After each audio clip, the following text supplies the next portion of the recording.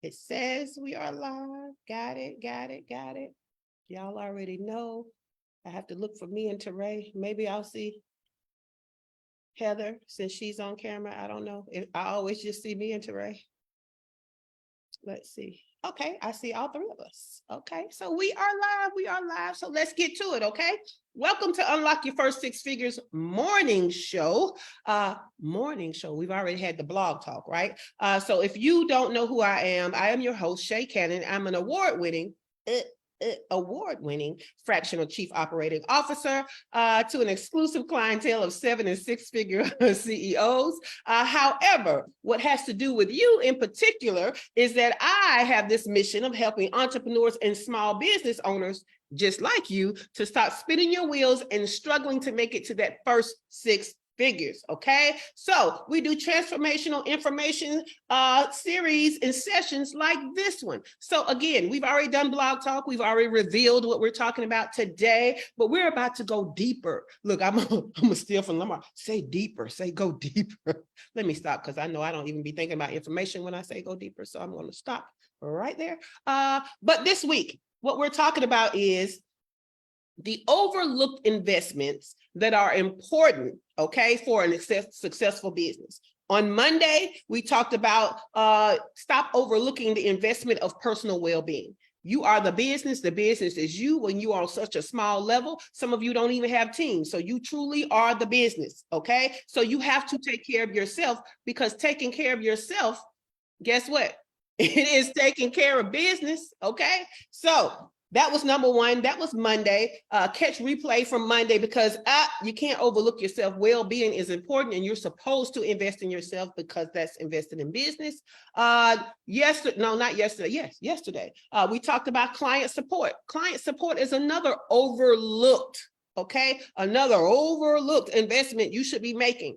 A lot of you are focused on getting new clients, getting more clients, doing your marketing, all of the things, but you also want to invest in client support. That's what helps you to stand out, okay? So supporting the things that help them come aboard, support them in things that help them get serviced, and support them in things that help them get off-boarded and things they may need after they're off-boarded, okay? So think of that as like a little quick way to do it, but hey, catch yesterday's replay. We went into detail. Yesterday was a great one. If you missed yesterday, that's a replay you definitely want to catch.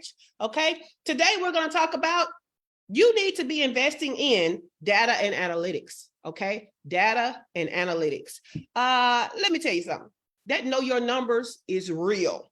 I cannot tell you how many small business owners that I work with that feel like they have a feel.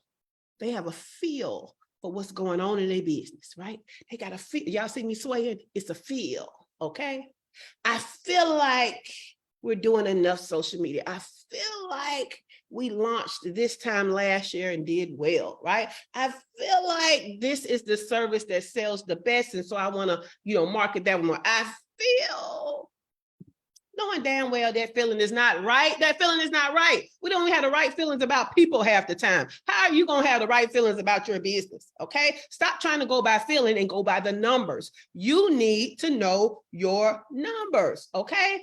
The numbers, again, when we first start out, we don't really have a lot of numbers of our own, but there is research out there that is general that we can say, oh, okay, generally, this is what I should do. Let me try that until I get my own numbers. Some of you have been in business long enough to have your own numbers, okay? Stop Googling. Now it's time to get your own numbers, all right? Knowing your numbers is what helps you to make the right decisions for your business, okay?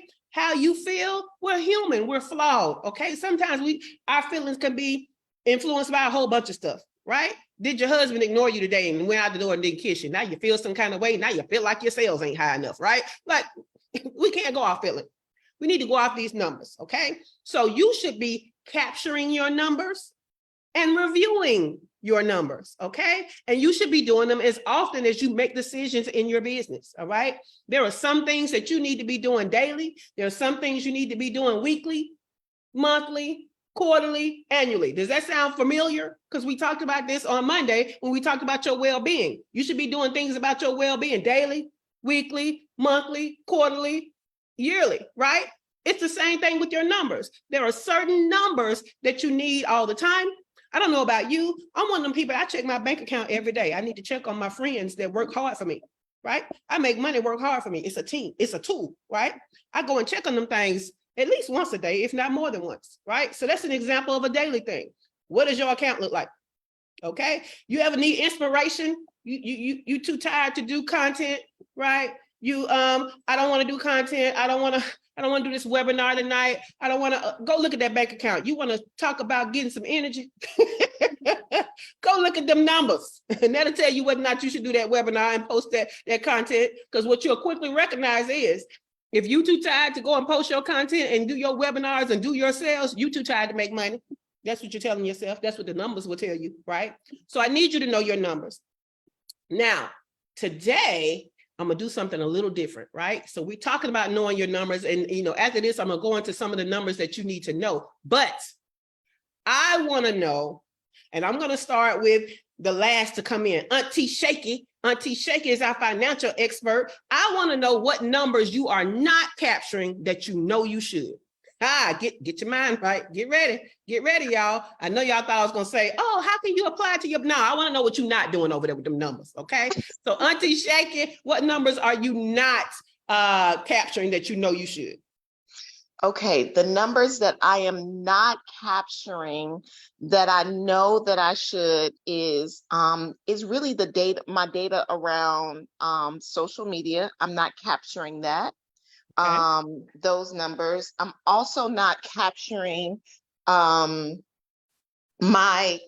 conversions on my clothes, like from my clothing. So I know how many people I need to reach to be able to get on my calendar, but I'm not capturing what percentage of people, once they get on my calendar, what I'm closing.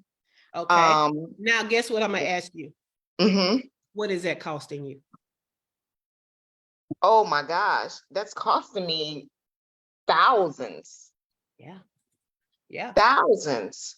Yeah. Because because if I knew my numbers, then it's like, oh, okay, well, I don't even know how to gauge what's a good close or what's a good close or a bad close, because I don't have data to support it either way. So I'm just going based off of a feeling. I feel like I close well. Look, we back to that feeling, right?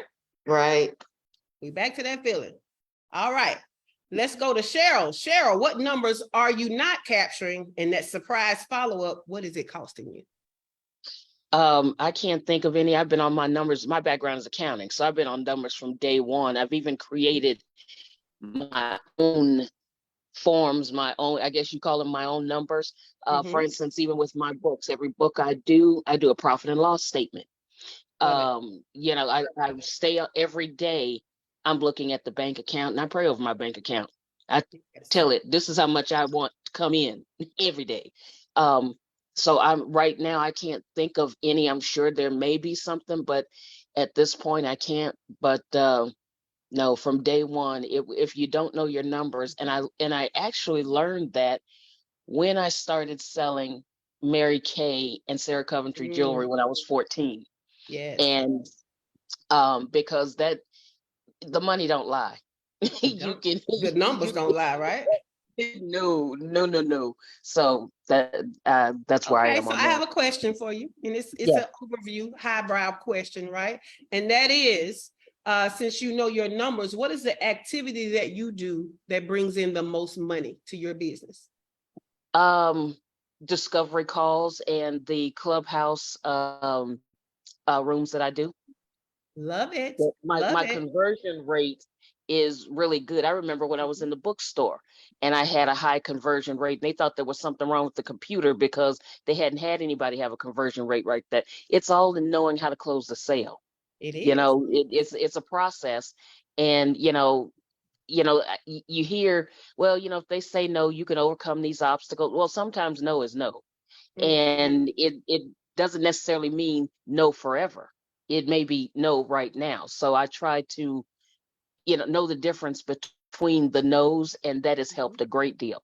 Also, if I'm not the one for you, I'll refer you to somebody else that I think is. Quite frankly, I'm not down for that headache either. So Love But it. yeah, Now, let me ask you that's this where I am. follow-up question. What are some of the things that you're doing that is not yielding as many sales as it should? The lowest amount of sales. What is something you're doing that brings in the lowest amount of sales? Mm, let me see. Well, I guess you could say at this point, my books don't bring in as much as the one-on-one. However, it's a substantial income. So, but it is the lowest one at this point. Okay. So I've what does that actually, information tell you though? well, what it tells me is I need to focus on those. I need more inventory, which I'm working on. That's my goal, my 25 books this year thing. So that I have inventory that I can release on my production schedule for the next couple of years. Love And it. so that's where I am there. But the books are right now, that whole system is experimental in that seeing all the platforms, how it works on there. Ingram has done a lot of changes lately. So a lot of software that you would need to own personally to format or, do some other things, they're now offering it for free. And you don't even have to have signed up for their services. Because I wouldn't use them as distribution, not at this point, Okay, at so to all. rein you back in, you know what you need to do more of to make more money, right? And you know what you need to do less of because it's not making as much money for the same time, right? Mm-hmm. See, know your numbers. All right, Mm-hmm. let's go to Miss Demetra. Miss Demetra, what numbers are you not capturing? And what is the fallout from that? What are you missing out on? Good morning, everyone. I think the number that I'm missing out on is knowing how many people are viewing my social media posts within a Facebook group that I advertise in, because their analytics doesn't allow but so much reach for myself. And then I don't know how many people are looking at it. Many people do not, there's over 35,000 women in this group. So people don't like and love it and all that stuff. However, when the calls come in, and they're scheduling for their consultations, it shows that people are looking at it. I just can't keep track of who is. I can only keep track of who's contacting me, who's making, how many people are making the appointments, how many people are coming in for the assessment, and how many I'm closing. All good numbers. I love it. I love it. I love it. And you see how much better your business will be when you start to pay attention to that. So I love it. Z, beautiful Z. Good morning. What numbers are you not capturing and what is it costing you? Oh God, because you guys know I'm starting off in this game industry. Actually, I haven't been keeping track of any numbers. I really haven't. And I realized that I need to keep track of the time I invest in the business. I need to sit down and think about how I'm going to do how much time with the social media. So I'm still in the early stages, but I will tell listeners who are listening to this show in the early stages, you have to sit down and think about the time you're going to invest in your business. It's just not going to happen overnight, but you really do have to have a system of investment in your time, because right now that is what's precious to me in me monetizing, so I can put my game in position to receive income, right? But if I'm not putting the time in, and I haven't been putting the time, and some of you know why, but I'm also need to hold myself accountable. So time of holding myself accountable, I'm not doing Shay. I'm not doing it. And I need to put it on paper. I need to see it. And I need to let that also guide me as to what I need to do with my time. It's very precious and I'm wasting some of it. Okay, I'm gonna stop that starting today. Make that accountability in front of the group. Let's stop it. Let's stop it. Stop it. Look, stop it. Stop it. Oh, let me stop. Okay. Heather, what are some numbers that you are not capturing and what is it costing you? Okay, first of all, you don't get to wear red lipstick anymore because I don't know what the hell Not even that happened red. with It's you, not but even this that is a no. This is a no. Um, well, okay, so you're talking about the numbers. I don't know if you saw me. I was all like, Mm. what? Because like Shaky said, I feel like I'm a good closer and that I can close people. I have always known that my problem is that I don't get in front of enough people, right? But I don't know what the numbers are, how many people I'm actually getting in front of, right? So that's number one. I haven't looked at that. I've been kind of in a fight, flight, freeze state for a bit. I'm getting out of it. So looking at my numbers, I have to do that. I've always been like, oh, numbers, it's fine. It's fine. It's not fine. It's super not fine. And so, relative to what you said, right? When you don't know how many, so the numbers tell such a story that when you say, I need an influx of money in my business, right? You should be able to go to the numbers to know what is your best-selling product, right? To put in front of people. How many people do you need to sell to get the amount of money that you need or want, right? And then how many people do you have to get in front of to sell that many people? Because what we know is the people we're in front of we don't sell everybody, right? So you have to back your way into getting that, but you can do it because it's just a numbers game, right? It is a People numbers are game. so afraid of rejection or the no's. When if you just look at the numbers, how many no's does it take for you to get to a yes? And let's hurry up and get through that many no's to get to our yes, because we need more than one yes. And if you look at it like that, you're not worried about rejection. You're worried about getting to your yes, right? Yeah, rejection doesn't really bother me. Like rejection doesn't really bother me. We've talked about that. Like if it's a no, it's like, okay, I'm not gonna try to convince you. I'll stay in touch and I'll keep nurturing you, but I'm not gonna like during the call be like, oh, come on. No, I'm not doing that. Exactly. But getting in front of the people has always been the issue. And so I have on my list today to follow up with people who said I could borrow their traffic. And then like life happened on both ends, right? And so now I have to get back in touch with them to get that done. So come on now, follow up. I love it. I love it. Teray. Now, Teray, you are my sister that has skill sets in different areas. You have sold a bunch of stuff, right?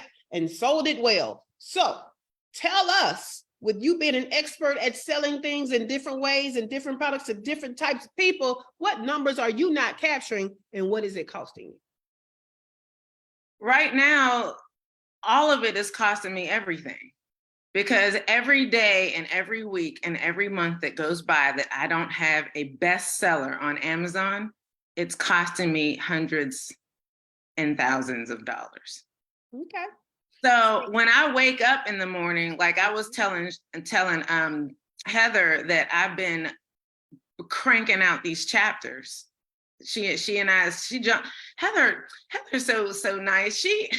I reached out to her on Saturday morning, was like, you busy? I have a question because I'm trying to write this book. I have a question. And she jumped right. She wasn't even at home. But I've been cranking out a chapter a day for the last week.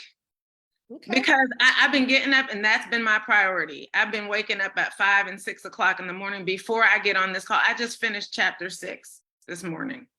Love it. Yeah, I am not playing. I was like, every single time, every day that I don't have a bestseller, every day I'm not doing lives on Facebook, on YouTube, on TikTok, whatever, videos, every day I don't. That means that I'm not getting in front of people. I'm not building an audience. I'm not building an email list, which is what I need in order to become a best-selling author every single day. So that's the way I start my day. I start my day with gratitude. I start with my day with prayer. And then I'm like, well, God, it's me and you, because you gave me an assignment and I need to do that. If I had a full-time job, I would do all the things, all the duties of my occupation, and I would do all the things that my manager told me to do. So I need to go on ahead and get with that and get that done and taken care of. Period. Those are the numbers For yourself. Yep. for my own daggone self. Mhm. Yeah. Love it. Love it. All right. So just to recap, this week, what we're talking about are the investments you should be making in your business that you are overlooking. Okay. And today's investment that you are overlooking is knowing your numbers. You need to know your numbers, the analytics. Okay. You need to know those things. Okay. You need to have the data, and your decisions should be data driven. And so the question that I'm asking the ladies this morning is, what are the numbers you're not capturing, and what is it costing you? Because I want to reiterate to you that it's costing you something not to know your numbers, right? So Glow, I don't know if you can come off the mic this morning, but you can use the chat to tell us what are the numbers that you're not capturing and what is it costing you. And Glow has a wonderful podcast, so I would love to hear something podcast related, Glow. Dr. Tachi, thank you for joining us. What are some numbers, Dr. Tachi, that you are not capturing, and what is it costing you? Now that's look, that's somebody with red lipstick on. That's red. I don't have on red. That's red. Dr. Tachi. That is who she, like, that is Whatever. her. Cut it out. Ma'am, Heather, on we're the talking to hand. Dr. Tachi. Why don't you mute yourself? You, Okay. on So the Dr. other hand. Tachi. Yeah. Oh, God of heavens. So this is the interesting thing. Obviously, with the network, metrics and numbers are going to be very important. And that's something that has not, when we launch, we're going to be looking at that from a lot of different from a lot of different standpoints. So I'm going to focus on the reselling business with Poshmark and being a reseller and fashion person.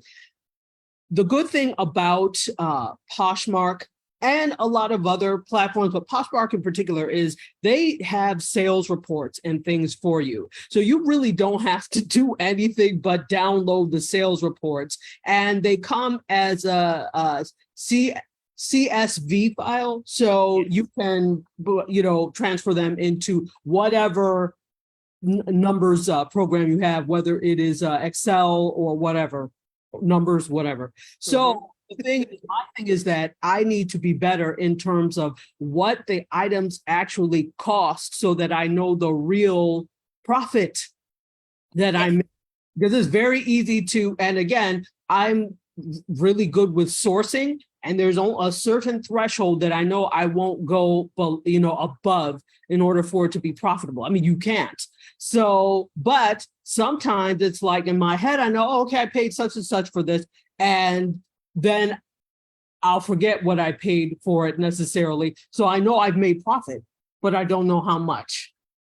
So that's what I need to do. So I need to be better about downloading. I have the reports, but then just using that and having a whole column that is what the item costs in the first place. Exactly. And you brought up a good point. That's a great segue for something I have for you guys. But I'm going to read Glow's comment first. But basically, most of the platforms we use have analytics for us, and we're not even reviewing them. Okay, I'm gonna run down a quick list after I talk about Glow. So Glow said she's noticed that her numbers have gone up on Spotify. As a reminder, Glow has a great podcast, right? However, she feels that's because she's pushing herself out there more. So do you see how she now has numbers to know that when she shows up, these other numbers go up too? See how those numbers work, right? You show up, your numbers go up, right? And then she said she feels like she needs to get her numbers from YouTube because she wants more YouTube subscribers so she can start monetizing from it. Yes, because what we know is great conversations that go on your podcast are getting monetized every day, right? Those folks making bank. I just started with one called Shits and Giggles, the two British dudes. I love that podcast, man. I binge on it, right? So yes, Glow, you can.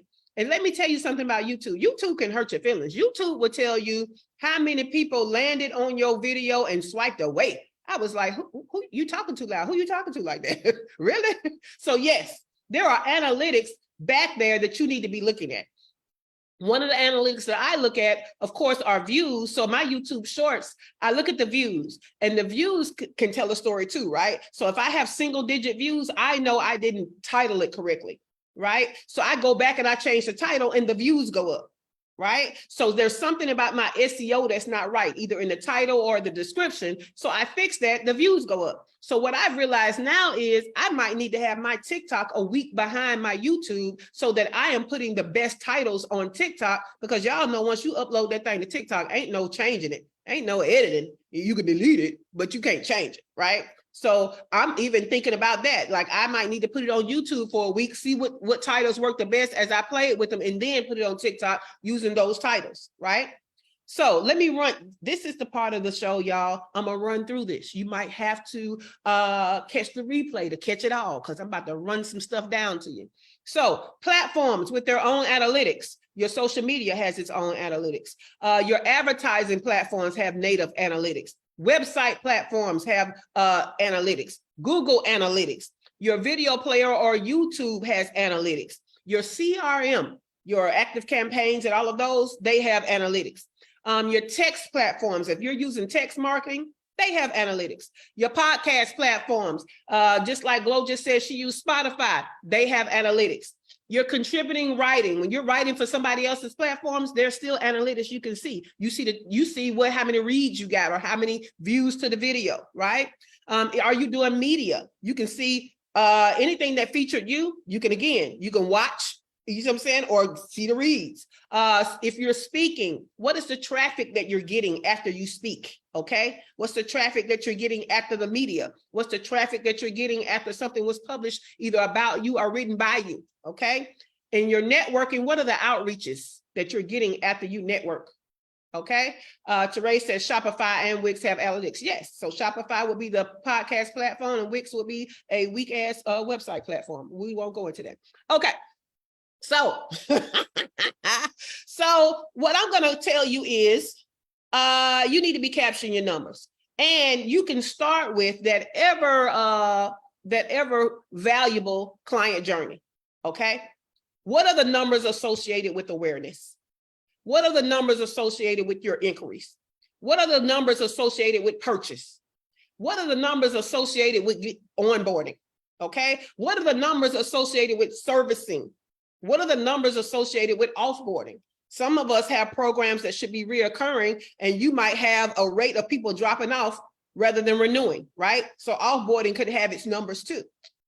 So again, let's run through it. So the ones I told you the analytics about, most of those are the inquiry phase or the awareness phase, right? Most of that was marketing. It was the awareness phase. But what about the inquiry phase? Well, you can look at blog post comments. I don't know about you, but you can get comments that say, hey, how do I work for you? Or, hey, how do I book a call? Hey, that's an inquiry, right? Social media DMs, social media comments, email inquiries, telephone inquiries. Some of us are still out here with a business phone number, God bless you. Website contact form inquiries, discovery calls, books. Sometimes we get discovery call and they haven't inquired about anything. They just found the number in their booking, okay, right? Referrals that you were introduced to. In-person introductions, okay? What about abandoned cart? Did y'all think about that? The abandoned cart is that's really an inquiry. They didn't buy. They came in there, they kind of, so they're kind of inquiring. It's a great opportunity for you to reach back out. Hey, what was the problem? Hey, let me remind you that you left something in your cart. Y'all get those emails all the time. Okay. What are you auditing for marketing? We gave you a whole list when we talked about analytics, but look at your website return visitors, time spent on your website, social media engagement. How many times was your brand mentioned or your name? If you are your brand, how many times is your name mentioned? My name is mentioned a lot, right? And my stuff is shared a lot. So I have to make sure I engage with that stuff, right? What are your qualified leads looking like? Now, we're capturing these numbers for a reason. We're not capturing them for no reason. So I want to use social media as an example, okay? What are we looking for on social media? Let me give you some examples of what you should be looking for and what you should be using it for, okay? You can use social media for market research, right? Sometimes when you put questions out there, just the sheer number of people that ignored you can tell you something, right? Let alone the engagement of the comments, okay? What of your posts got the most reactions? What got the conversation started? What brought in a new audience, right? So my webinar that I'm holding right now, right? How to overcome the 6 biggest obstacles to making your first 6 figures. That's bringing in a new audience. That's telling me something, right? What got the sale? What did you post that got the sale? And what we know is we then go back and use that stuff and we cause momentum in our business.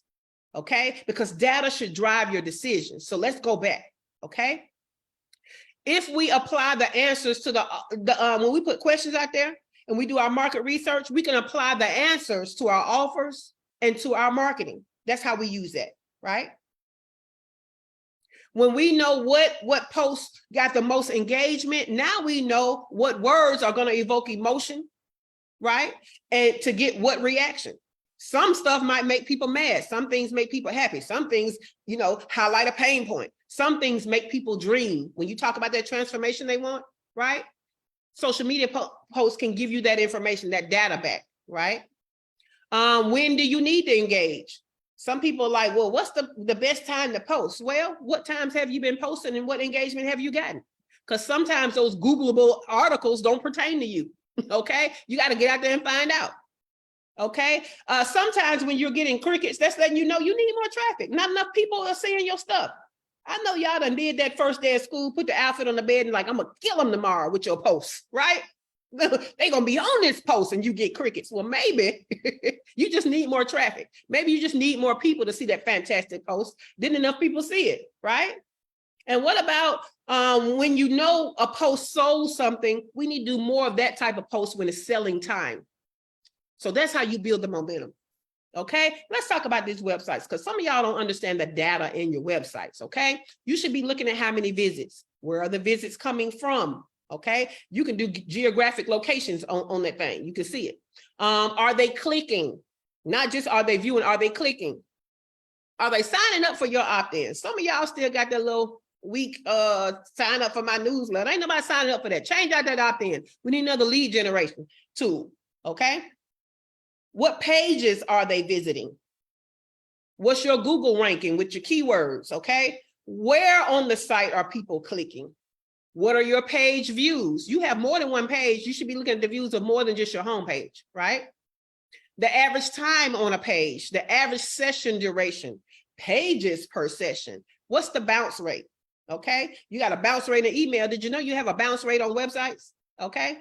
That bounce rate is, did they get on there and get right back off? Did they bounce up out of there? Okay. That's the bounce rate. What are the traffic sources? That is so useful.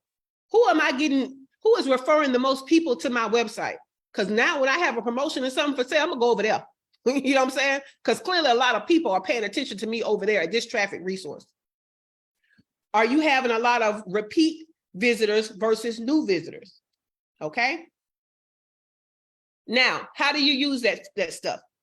Well, now you know what the ebb and flow of traffic to your website looks like. Okay. You know what pages they're looking at, how long they're staying, what they're clicking, all of the things. Now we know what to put where when we want the most visibility on our website. Geographical traffic. Some of us at some point may have a live event or may want to do live things in other cities. Your traffic could tell you what cities could be a great choice for you to go meet your folks, right? It also could tell you when you're doing these Facebook ads, maybe since I'm getting so much, like I'm in Mexico, right? Maybe since I'm getting so much traffic from Mexico now, I need to do some Facebook ads that target Mexico instead of United States, right? Maybe I do a Mexico specific, or in the United States, maybe you do a state specific, right? I was raised in Alabama. My business was raised in Georgia, right? But if I'm getting more traffic from Alabama, then maybe I need a specific ad that says, hey, roll tide, right? And it's talking to them. What are your online traffic referral sources? I do contributing writing. I'm about to get back to it. I need to know, do I need to write more for Thrive Global or the Good Man Project? Like who is getting me more traffic? Because I'm gonna spend my time with who's going to bring more people to me. Okay. How long are they staying on your site? They can tell you something about that copy you got out of ChatGPT and is it working, right? Maybe if the traffic and they're coming and they're not staying, that means the words on there, they don't self-identify with it. So either you got the wrong people coming or the right people are coming and what you're saying is not resonating with them, right?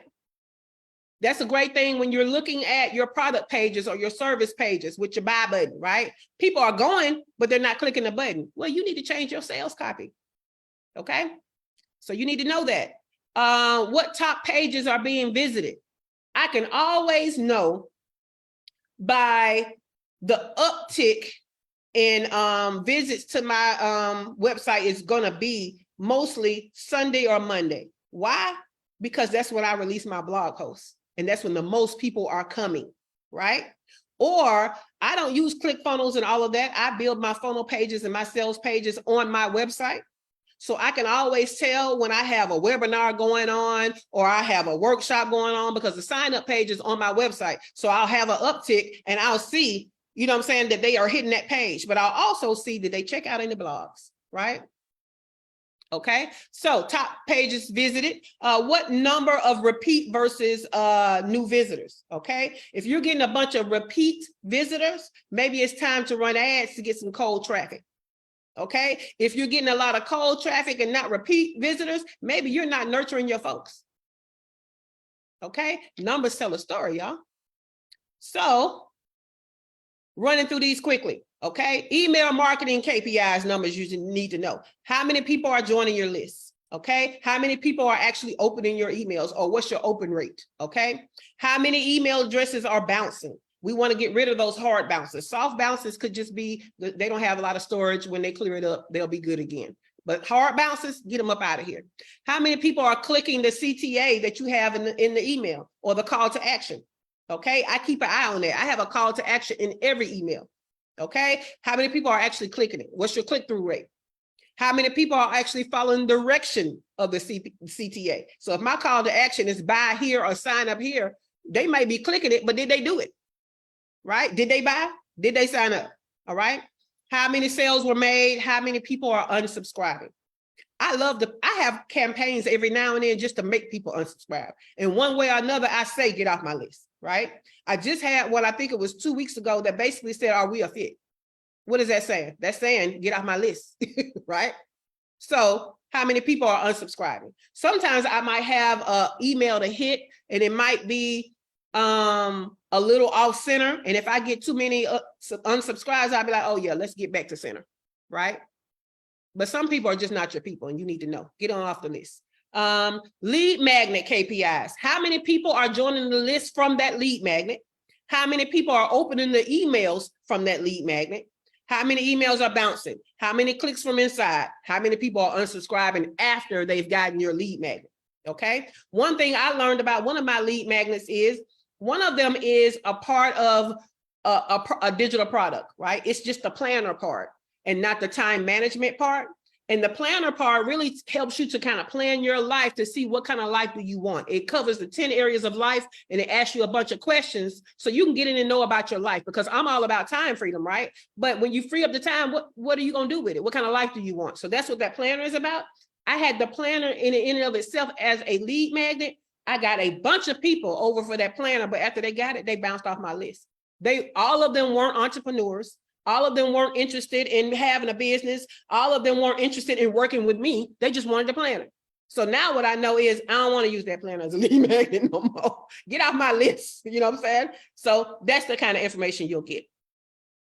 If you have a quiz, how many people clicked the quiz? How many people started the quiz? How many people finished the quiz? Did you have a successful segmentation from the quiz? Some of y'all have people going through the quiz and all you know is maybe they want to work with you, maybe they don't.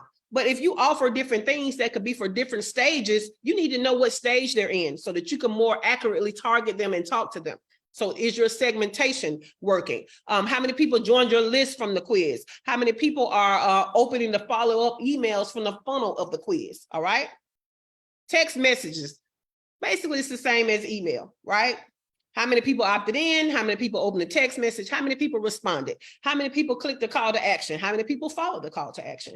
Were sales made, and who is unsubscribing from your text message? Okay. This is one that you may not have information on, but at some point you may want to work with influencers. Influencer marketing is a thing. What do you need to know? You need to know how much engagement do they get on their content. Don't just look at followers. How much engagement do they get? Okay. And then when you see the engagement, do they actually have buying influence over these people? I don't care if they got 1 million followers and the followers are liking and the followers are saying, hey, that's a cute outfit. If they're not asking them where they got their outfit from so they can go buy it, they don't have no influence. They said, you look cute in that. They didn't say, I want that. There's a difference. Okay. How many followers did you gain when you did the influencer marketing? Did your email list grow? And how many sales were made? Okay. Virtual and in-person events.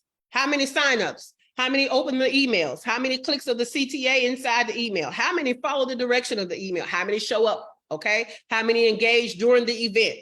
How many sales were made when the cart opened at the event? Okay. This is virtual and in person. When you first said it, how many people bought when you first pitched? Okay. How many sales were made during the urgency campaign? And that's basically, hey, the cart is going to close. Hey, let me remind you that this is the offer. Hey. How many people bought from that little segment of it? All right. Let's click through. Sales. We want to have sales goals, y'all. We want to know the total revenue. We want to know our total profit, which is our revenue minus the expenses. We want to know what the seasonal cycles look like. When do we tend to have low sales? When do we tend to have high sales? What is our closing rate? And that is our outreach versus conversion. We need to know that. Okay. If you have different funnels, what is the revenue per funnel? Because sometimes we just have these funnels out here. We don't know which ones are working, which ones are not. Get rid of the ones that don't work. Find a way to do another one that's like the one that is working, okay? Facebook ad, book ad cost versus revenue, average order value, lifetime customer value, percentage of revenue from new customers versus existing customers, all right?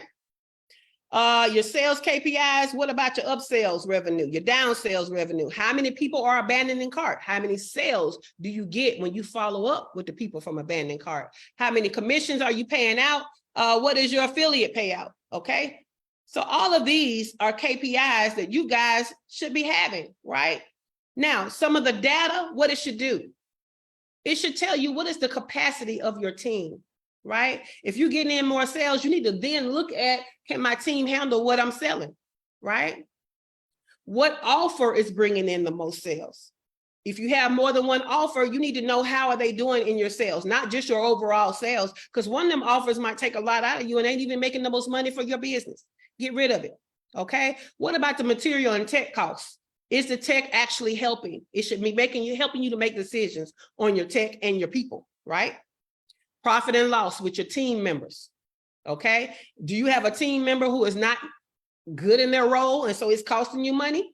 Do you have a team member that's extremely good in their role and they're helping you to make money? These are the things that knowing your numbers can do for you guys, okay? Now, I know we're like 5 minutes after the hour. I didn't give you a time to ask questions. You can ask questions tomorrow if you want to, but I had to give you all of that because when people tell you know your numbers, they leave it at that and they don't tell you what numbers and they don't tell you what to do with those numbers. So today you have a better idea of what numbers and you have a better idea of what to do with your numbers. Okay. So if you have any questions, I'm going to ask that you save them for tomorrow because there will be room tomorrow. Tomorrow won't be as extensive as today on the information, but I hope you guys got that down. The replay will be available. It's not too late for you to sign up for tonight's training. You can go to shaycannon.info/free training. It's going to be tonight at 7 p.m. Eastern time. The training is how to overcome the 6 biggest obstacles to making your first 6 figures in business. Okay. So I'll see you tonight and I will see you tomorrow. The studio is closing. So have a great day. We're closing in 5, 4, 3, 2, 1. Have a great day, everybody. And I'll see you in the morning.